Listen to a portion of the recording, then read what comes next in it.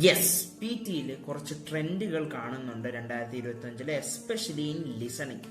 November 2024 അപ്ഡേറ്റിന് ശേഷം കാണുന്ന ഈ ട്രെൻഡുകൾ നിങ്ങൾ അറിഞ്ഞിരുന്നില്ലെങ്കിൽ നിങ്ങൾക്ക് പണി കിട്ടും. ഈ ട്രെൻഡ്സ് എന്ന് പറയുമ്പോൾ with respect to 4 things. 1, listening and writing scores. 2, with respect to read a lecture. 3, with respect to listening section on a hole. And 4, with respect to summarise spoken text. നിങ്ങൾ ഈ ട്രെൻഡുകൾ അറിഞ്ഞ് അതിനനുസരിച്ച് വർക്ക് ചെയ്തില്ലെങ്കിൽ നിങ്ങൾക്ക് നിങ്ങളുടെ ഡിസൈർഡ് സ്കോറിലോട്ട് എത്തുന്ന കാര്യം പാടാവും. പഴയ പറയുന്നു, ഭയം വേണ്ട, ജാഗ്രത മതി. സോ എന്തൊക്കെയാണ് ആ ട്രെൻഡുകൾ എന്ന് മനസ്സിലാക്കാൻ വേണ്ടി watch this video till the end. Welcome to PT simplified Malayalam. ഇനി ഇംഗ്ലീഷ് പഠിക്കാൻ മലയാളത്തിൽ. PT റിലേറ്റഡ് കണ്ടന്റ് എല്ലാ 2 ദിവസം ചെയ്യുമ്പോൾ അതൊക്കെ ചെക്കൗട്ട് ചെയ്യുക. കണ്ടന്റ് ഇഷ്ടപ്പെട്ടാൽ ഡു കൺസിഡർ സബ്സ്ക്രൈബിംഗ്. വളരെയധികം എഫേർട്ട് ഇട്ട് ചെയ്യുന്ന വീഡിയോ ഉണ്ട്. ലൈക്ക് വളരെയധികം ഹെൽപ്ഫുൾ ആയിരിക്കും. PT റിലേറ്റഡ് എന്തെങ്കിലും സ്പെസിഫിക് ടൈപ്പ് ഓഫ് വീഡിയോസ് ആണെങ്കിലോ എന്തെങ്കിലും സ്പെസിഫിക് ടൈപ്പ് ഓഫ് ഡൗട്ട് ഉണ്ടെങ്കിലോ എൻ്റെ വീഡിയോസ് നിങ്ങളെ ഹെൽപ്പ് ചെയ്യുന്നുണ്ടെങ്കിലോ താഴെ കമന്റ് സെക്ഷനിൽ ഇട്ടാൽ മതി. I will reply to it as soon as possible. ഞാൻ എൻ്റെ കോഴ്സ് ഓഫർ ചെയ്യുന്നുണ്ട്. യൂട്യൂബ് വഴിയുള്ള പഠനം പോരാ എന്ന് തോന്നുന്നവർക്ക് പേഴ്സണലൈസ്ഡ് ആയിട്ടുള്ള ഓൺലൈൻ ക്ലാസ്സിൽ എൻറോൾ ചെയ്യാം. താഴെ കൊടുക്കുന്ന വാട്സ്ആപ്പ് നമ്പറിൽ ഒരു എൻക്വയറി നടത്തിയാൽ മതി. സോ ആദ്യത്തെ ട്രെൻഡ് അല്ലെങ്കിൽ ഒബ്സർവേഷൻ എന്ന് പറയുമ്പോഴത്തേക്കും ലിസണിങ് സെക്ഷനിലെ സ്കോറിംഗ്, അതായത് അവസാനത്തെ ലാസ്റ്റ് 30 മിനിറ്റിൽ നിങ്ങൾ അറ്റൻഡ് ചെയ്യാൻ പോണ 8 ക്വസ്റ്റ്യൻ ടൈപ്സിനകത്തുള്ള സ്കോറിങ്ങിൽ കുറച്ചും കൂടെ അവർ സ്ട്രിക്റ്റ് ആയിട്ടുണ്ട്.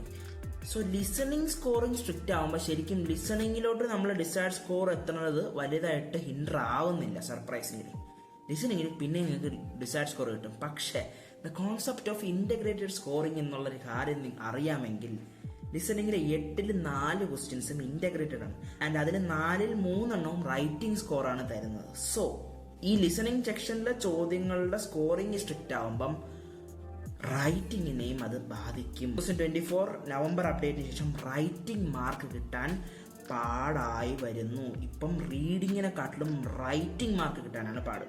എന്തുകൊണ്ടാണ് അത് സംഭവിക്കുന്നത്? റൈറ്റിംഗിലോട്ട് കോൺട്രിബ്യൂട്ട് ചെയ്യുന്ന 3 task: summarise spoken text, listening, fill in the blanks and write from dictation. ഇത് 3ന്റെയും സ്കോറിങ് അവർ കുറച്ചും കൂടെ സ്ട്രിക്റ്റ് ആക്കിയിട്ടുണ്ട്. അതായത് പണ്ട് നിങ്ങൾ ചെയ്ത തെറ്റുകൾക്ക് കുറച്ച് മാർക്കുകളാണ് കട്ട് ചെയ്യണമെങ്കിൽ ഇപ്പം അതിന്റെ പെനാൽറ്റി കൂടിയിട്ടുണ്ട്. സോ ഈ 3 ടാസ്കുകൾ especially listening, FIV, write from ഡിക്റ്റേഷനിൽ എത്രത്തോളം മിസ്റ്റേക്സ് ഉണ്ടാക്കുന്നോ അതിനനുസരിച്ച് മാർക്കുകൾ നഷ്ടപ്പെട്ടുകൊണ്ടിരിക്കും. അപ്പൊ ഇതിനൊരു ഫിക്സ് ഇല്ലേ? ഫിക്സ് ഉണ്ട്. എന്താണ് ആ ഫിക്സ്? PT നിങ്ങൾ തെറ്റുകൾ വരുത്തുമെന്ന് PTക്ക് അറിയാം. സോ കൊച്ചു എറേഴ്സ് ആണെങ്കിൽ അവർ കണ്ണടച്ചെന്നിരിക്കും. ബട്ട് ദെൻ അവർ നിങ്ങളെ മാർക്ക് കട്ട് ചെയ്യാൻ വേണ്ടി ഒരു അവസരം കിട്ടി അവർ കട്ട് ചെയ്യാൻ തന്നെ നിൽക്കും. അപ്പം പിയേഴ്സിനെ നമ്മൾ പ്രൂവ് ചെയ്യണം. നമ്മൾ മാക്സിമം ചോദ്യങ്ങൾ നന്നായിട്ട് ചെയ്യുന്നുണ്ട്. അവിടെ ഇവിടെയൊക്കെ മാർക്ക് നമ്മൾ അറിയാതെ ഹ്യൂമൻ എറേഴ്സ് വരുന്നത് കൊണ്ടാണെന്ന് പിയേഴ്സിന് തോന്നിയാൽ അവർ റൈറ്റിംഗ് മാർക്ക് ഭയങ്കരമായിട്ട് കട്ട് ചെയ്യത്തില്ല. സോ ഇപ്പം ഞാൻ പറഞ്ഞു വരുന്നത് ലിസണിങ്ങിലെ ഈ 3 ചോദ്യങ്ങൾ: summarise spoken text, write from dictation and നമ്മളെ listening, fill in the blanks. ഇത് 3ഉം പക്കയായിട്ട് ചെയ്യണം. പ്രാക്ടീസ് ചെയ്യുമ്പോൾ തന്നെ പക്കയാക്കിയിട്ട് പോകണം. നിയർ പെർഫെക്റ്റ് ആക്കിയാൽ പോരാ, പെർഫെക്റ്റ് ആക്കണം. എന്ത് വന്നാലും പരീക്ഷയിൽ നന്നായിട്ട് ചെയ്യാൻ പറ്റും. അത്രത്തോളം റെഡിയായി, എക്യുപ്ഡായി, പ്രാക്ടീസ് ചെയ്ത് സെറ്റ് ആക്കിയിട്ട് മാത്രമേ പരീക്ഷ ബുക്ക് ചെയ്യാവുള്ളൂ. കാരണം അത് ഇപ്പം ഒരു ലിസണിങ് FIVയിൽ 1 മിസ്റ്റേക്ക് വെച്ച് 3 FIVയിൽ 3 മിസ്റ്റേക്ക് വന്നാൽ 3 റൈറ്റിംഗ് മാർക്ക് അല്ല പോണത്. എല്ലാത്തിലും ഓരോ മിസ്റ്റേക്ക് ഉണ്ടാക്കിയിടേ അപ്പം നിന്റെ ഒരു 5 മാർക്ക് അല്ലെങ്കിൽ 6 മാർക്ക് റൈറ്റിങ്ങിലോട്ട് കട്ട് ചെയ്യാൻ വെക്കും. പിന്നെ റൈറ്റ് ഫ്രം ഡിക്റ്റേഷനിൽ നിങ്ങൾ പോകുന്നു, ഓരോത്തിലും 2 വേർഡ് വെച്ച് നിങ്ങൾ മിസ് ചെയ്യണം. ഇപ്പം 2 വേർഡ് റൈറ്റിംഗ് പോകുമ്പോൾ 2+2+2 6 മാർക്ക് റൈറ്റിങ്ങിൽ പോകുമെന്ന് വിചാരിക്കരുത്. ചിലപ്പോൾ ഒരു 10-15 മാർക്ക് കട്ട് ചെയ്തോളെ. അവരെന്താണ് വിചാരിക്കുന്നത്?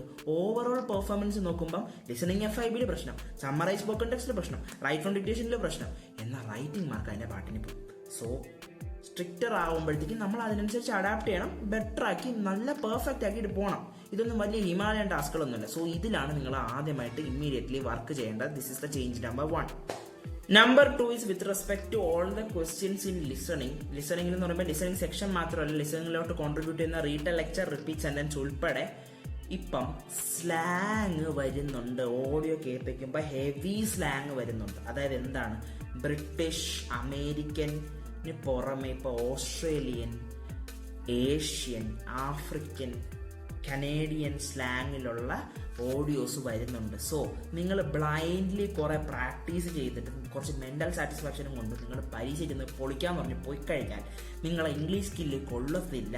നിങ്ങൾക്ക് പല സ്ലാങ്ങിലുള്ള ഓഡിയോസ് കേട്ട് മനസ്സിലാക്കാൻ പറ്റുന്നില്ല എന്നുണ്ടെങ്കിൽ പണി പാലും വെള്ളത്തിൽ കിട്ടും. സോ നിങ്ങൾ പ്രാക്ടീസ് മാത്രം ചെയ്താൽ പോരാ, ലിസണിങ് സ്കിൽസ് കൂട്ടാൻ നോക്കണം. എസെൻഷ്യൽ സ്കിൽസ് ടു മാസ്റ്റർ എന്ന് പറഞ്ഞൊരു സംഭവം ചെയ്തിട്ടുണ്ട്. അതിൽ ചെന്ന് നോക്കിയാൽ മതി എന്താണ് ലിസണിങ് സ്കിൽ, അത് എങ്ങനെ ഇമ്പ്രൂവ് ചെയ്യാമെന്ന് അതിൽ പഠിക്കാം. സോ ലിസണിങ് സ്കില്ലിലും കൂടെ വർക്ക് ചെയ്യണം. It's not just about blind practice. കാരണം സ്ലാങ് ഉള്ള ഓഡിയോസ് ഇപ്പോൾ എവിഡൻ്റ് ആയിട്ട് വരുന്നുണ്ട്. പിന്നെ പ്രാക്ടീസ് ചെയ്യുമ്പോൾ എപ്പോഴും നിങ്ങൾക്ക് കംഫർട്ടബിൾ ആയിട്ടുള്ള ഒരു ഓഡിയോ ഒരു സ്പീക്കറിനെ എടുത്ത് ചൂസ് ചെയ്ത് കേട്ടിരിക്കാനുള്ള ഓപ്ഷൻ ഈ പ്രാക്ടീസ് വെബ്സൈറ്റ്സിലൊക്കെ കാണും. അത് ചെയ്യരുത്. ഒറിജിനൽ സ്പീക്കർ അല്ലെങ്കിൽ റാൻഡം സ്പീക്കർ എന്ന് പറഞ്ഞൊരു ഓപ്ഷൻ കൊടുക്കാൻ പറ്റും. അവരുടെ ഓഡിയോ കേൾക്കണം. അപ്പോൾ പല ആൾക്കാരും സംസാരിക്കണം കേൾക്കണം പ്രാക്ടീസ് ആൻഡ് ലിസണിങ് ആക്ടിവിറ്റീസ് ഉണ്ടാക്കിയെടുക്കണം. ഓവറോൾ നിങ്ങളുടെ ലിസണിങ് സ്കില്ല് കൂടിയാലേ PT രക്ഷയുള്ളൂ. Number 3 is with respect to retell lecture. Retell lecture വരുന്നത് സ്പീക്കിങ്ങിൽ ഡിസ്ക്രൈബ് ചെയ്തതിനു ശേഷമാണ്. സോ ഇപ്പം കുറച്ച് ട്രാപ്പുകൾ അവർ കൊണ്ട് വച്ചിട്ടുണ്ട്. എന്താണ് നമ്മളെ കൺഫ്യൂസ് ചെയ്യിപ്പിക്കാൻ വേണ്ടിയാണ് ഈ റീറ്റൽ ലെക്ചറിൽ ഒന്നെങ്കിൽ അവരൊരു പടം കൊടുക്കും. ഇപ്പം ലെക്ചറുമായിട്ട് ബന്ധപ്പെട്ടൊരു പടമായിരിക്കും. അപ്പം നമ്മൾ പടം കാണുമ്പോൾ ആദ്യം നമ്മുടെ മനസ്സിൽ പോകുന്നത് എന്താണ്? Describe image. അപ്പം അത് ഡിസ്ക്രൈബ് ഇമേജ് എന്ന് പറഞ്ഞാൽ നമ്മൾ ചെയ്യാൻ നിൽക്കുമ്പോഴേക്കും ഓഡിയോ പ്ലേ ആണ് കാണണം. അപ്പോൾ കൺഫ്യൂസ്ഡ് ആവും നമ്മൾ. അയ്യോ എന്താണ് ഇത്, ഇങ്ങനത്തെ ഒരു ചോദ്യം ഇല്ലല്ലോ, ഇതെന്ത് പുതിയ ചോദ്യം എന്ന് പറഞ്ഞാൽ കൺഫ്യൂസ്ഡ് ആയി. ഭീതി, ഭയം, അത് കാരണം നമുക്കത് മര്യാദയ്ക്ക് ചെയ്യാൻ പറ്റത്തില്ല. ആൻഡ് ബാക്കി പിന്നെ പരീക്ഷ മുഴുവൻ കഴിയുന്നു. സോ ഇപ്പോഴേ പറഞ്ഞിരിക്കുക, നിങ്ങളെ വെറുതെ ചുമ്മാ ടെൻഷൻ അടുപ്പിക്കാൻ വേണ്ടിയാണ് ലെക്ചർ കേൾപ്പിക്കുമ്പോഴത്തേക്ക് ഒരു പടവും കൂടെ കാണിക്കും. ഇതിനെപ്പറ്റി വറീഡേ ആവണ്ട. നിങ്ങൾ ഓരോ ചോദ്യവും വായിച്ചു നോക്കുക. You will hear a lecture in 40 seconds. You have to summarise this, you have to talk about this എന്നൊക്കെ പറഞ്ഞത് റീറ്റൽ ലെക്ചർ ആണെന്ന് അർത്ഥം. ഡിസ്ക്രൈബ് ഇമേജ് ആണെങ്കിൽ within 25 seconds you see an image, within 25 seconds you have to describe this image എന്ന് പറയണം. മനസ്സിലായ? അപ്പൊ describe ഇമേജും റീറ്റൽ ലെക്ചറും തമ്മിലുള്ള വ്യത്യാസം മനസ്സിലാക്കുക. ചോദ്യം വായിച്ചു നോക്കുക കൺഫ്യൂസ്ഡ് ആണെങ്കിൽ. അല്ലാണ്ട് നിങ്ങൾ കയറി അയ്യോ അബദ്ധം എന്ന് പറഞ്ഞ് കൊണ്ട് കളയരുത്. കണ്ട അന്ന് നമ്മൾ എത്ര കട്ടയ്ക്ക് നിൽക്കുന്നു എന്നാണ്. ഇങ്ങനത്തെ കൊച്ചു കൊച്ചു സാധനങ്ങൾ PT ചെയ്താലും നമ്മൾ കട്ടയ്ക്ക് നിൽക്കണം.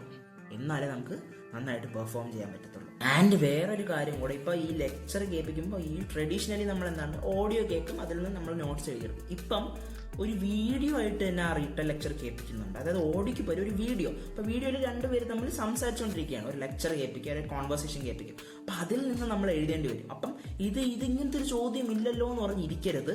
കാരണം അതിൽ എഴുതിക്കൊണ്ടായിരിക്കും read this is a lecture എന്ന് പറഞ്ഞ് എഴുതിക്കൊണ്ട കണ്ട് മനസ്സിലാക്കിയാണ് ഇത് റീറ്റൽ ലെക്ചറാണ്. അപ്പം നിങ്ങൾ നോട്ട് എഴുതി എടുത്തോണം. അല്ലാണ്ട് ഇത് ട്രയൽ ക്വസ്റ്റ്യൻ ആണെന്ന് പറഞ്ഞ് സ്കിപ്പ് അടിച്ച് കളയരുത്. സ്കിപ്പ് അടിച്ചാൽ പണി കിട്ടും. സ്പീക്കിംഗ് ആൻഡ് ലിസണിങ് മാർക്ക് പോകും. സോ ഈ ഒരു 2 കാര്യത്തിലും റീറ്റൽ ലെക്ചറിനെ പറ്റി വറീഡ് ആയിരിക്കണം. അതായത് 1 പടം കാണിച്ച് നമ്മളെ തെറ്റിദ്ധരിപ്പിക്കാൻ നോക്കും. 2 ലെക്ചർ ഓഡിയോയ്ക്ക് പകരം ഒരു വീഡിയോ ആയിട്ട് കാണിക്കും. എന്നാൽ അതും ഡീല് ചെയ്തോണം. ആൻഡ് 4ാമത്തെ ട്രെൻഡാണ് summarise spoken text and retell ലെക്ചറിൽ ഇപ്പം ഷോർട്ടർ ഓഡിയോസ് വരുന്നുണ്ട്. അതായത് എൻ്റെ ടെംപ്ലേറ്റ് ഫോളോ ചെയ്യുന്ന ആൾക്കാർക്ക് എൻ്റെ retell lecture summarise spoken text related videos ഞാൻ ചെയ്തിട്ടുണ്ട്. അത് ചെന്ന് ചെക്കൗട്ട് ചെയ്താൽ 5 ബ്ലാങ്കുകളാണ് നമ്മൾ ഫില്ല് ചെയ്യേണ്ടത്. അത് യൂഷ്വലി ഒരു മിനിറ്റ്, 1.25 മിനിറ്റ്, 1.5 മിനിറ്റ് ഒക്കെ ഉള്ള ഓഡിയോ ആണെങ്കിൽ പുഷ്പം പോലെ 5 ഫ്രേസ് ചെയ്തെടുക്കാം. ബട്ട് ദെൻ ഇപ്പം അവർ നമ്മളെ മനഃപൂർവ്വം ട്രാപ്പിലാക്കാൻ വേണ്ടി 30 സെക്കൻഡ് 45 സെക്കൻഡ്സിൻ്റെയൊക്കെ ഷോർട്ടർ ഓഡിയോസ് വരുന്നുണ്ട്. If your listening skill is that good, നിങ്ങൾക്ക് പിന്നെ എഴുതാം. ഒരു 4 or 5 ഫ്രേസസ് 45 സെക്കൻഡ് ഓഡിയോയിലൊക്കെ എഴുതാം. പക്ഷെ നിങ്ങൾ ഇംഗ്ലീഷ് ലിസണിങ് സ്കിൽ അത്രത്തോളം ആക്യുറേറ്റ് അല്ലെങ്കിൽ നിങ്ങൾക്ക് ചിലപ്പം 5-ന് പകരം 3 ഫ്രേസ് എഴുതാൻ പറ്റുള്ളൂ. അപ്പോൾ വീണ്ടും 2 ഫ്രേസ് എഴുതാനുള്ള സ്ഥലം അത് റീറ്റൽ ലെക്ചറോ സമ്മറൈസ് സ്പോക്കൺ ടെക്സ്റ്റോ ആവട്ടെ. അപ്പോൾ അവിടെ എന്ത് ചെയ്യും? നിങ്ങൾ എഴുതി വെച്ചിരിക്കുന്ന ഫ്രേസ് റിപ്പീറ്റ് ചെയ്യുക. അല്ലെങ്കിൽ അവർ പറഞ്ഞ കാര്യം ഏതെങ്കിലും എടുത്ത് പറയാൻ നോക്കുക. ഓക്കെ, അല്ലാതെ നിങ്ങൾ അവിടെ ഒന്നും പറയാതിരിക്കരുത്, ഒന്നും എഴുതാതിരിക്കരുത്. ഓക്കെ, അങ്ങനെ ചെയ്താൽ നിങ്ങളെ മാർക്ക് പോവും. ഇന്റഗ്രേറ്റഡ് ആൻഡ് ലിസണിങ് പ്ലസ് സ്പീക്കിങ്ങിലോട്ട് റീറ്റൽ ലെക്ചറും ലിസണിങ് പ്ലസ് റൈറ്റിംഗിലോട്ട് സമ്മറൈസ് സ്പോക്കൺ ടെക്സ്റ്റും തരണമുണ്ട്. നിങ്ങളത് ഇൻ കേസ് നിങ്ങൾക്ക് 5 ഫ്രേസ് കിട്ടില്ലെങ്കിൽ 3 ഫ്രേസ് എങ്കിൽ 3 ഫ്രേസ്, അത് കഴിഞ്ഞിട്ട് അവസാനത്തെ 2 ബ്ലാങ്കിൽ ഫ്രേസ് റിപ്പീറ്റ് ചെയ്യാം. ഫ്രേസ് റിപ്പീറ്റ് ചെയ്താൽ കൂടിപ്പോയ ലിസണിങ് മാർക്ക് നഷ്ടപ്പെടുത്തുള്ളൂ. സ്പീക്കിംഗ് ആൻഡ് റൈറ്റിംഗ് റെസ്പെക്റ്റീവ്ലി മാർക്കുകൾ നഷ്ടപ്പെടുത്തില്ല. ഓൺലി തിങ് ഈസ് നിങ്ങൾ റീറ്റൽ ലെക്ചറിൽ നിങ്ങൾ ഫ്ലുവൻ്റ് ആയിരിക്കണം. ആൻഡ് സമ്മറൈസ് സ്പോക്കൺ ടെക്സ്റ്റ് ചെയ്യുമ്പോഴത്തേക്കും ഗ്രാമറോ സ്പെല്ലിംഗ് എററോ വരാതിരുന്നാൽ മതി, റൈറ്റിംഗ് മാർക്ക് കിട്ടും. സോ നിങ്ങൾ ഇങ്ങനത്തെ പ്രശ്നങ്ങൾ വരികയാണെങ്കിൽ നിങ്ങൾ ആ ആവശ്യത്തിനനുസരിച്ച് പെരുമാറി നിങ്ങളെ ഡാമേജ് കുറയ്ക്കാൻ നോക്കാം. കുറച്ചധികം മാർക്ക് പോയാലും ഡിസൈഡ് സ്കോറിലോട്ട് എത്താൻ കമ്പാരിറ്റീവ്ലി സിംപ്ലറാണ് ലിസണിങ്ങിൽ. ബട്ട് ദെൻ അങ്ങനെയല്ല റൈറ്റിംഗിൽ each and every mistake count. So റൈറ്റിങ്ങിനെ ബാധിക്കുന്ന എല്ലാ കാര്യങ്ങളും നന്നായിട്ട് ചെയ്യാൻ ശ്രമിക്കുക. സോ ഈ 4 ചേഞ്ചസ് ആണ് ഇപ്പോൾ ഒരു ട്രെൻഡായിട്ട് നമ്മൾ കാണുന്നത് PT-യിൽ. സോ ഇതിനെപ്പറ്റി നിങ്ങളിപ്പോൾ അവെയറാണ്. ഞാൻ വീണ്ടും പറയുന്നു, ഭയം വേണ്ട, ജാഗ്രത മതി. ഇതിനു വേണ്ടി വർക്ക് ചെയ്താൽ മതി. ഈ 4 ചേഞ്ചും വിത്ത് അതിനെ എന്തൊക്കെയാണ് ഫിക്സ് നിങ്ങൾ ചെയ്യേണ്ടതെന്ന് ഞാൻ പറഞ്ഞു തന്നിട്ടില്ലേ.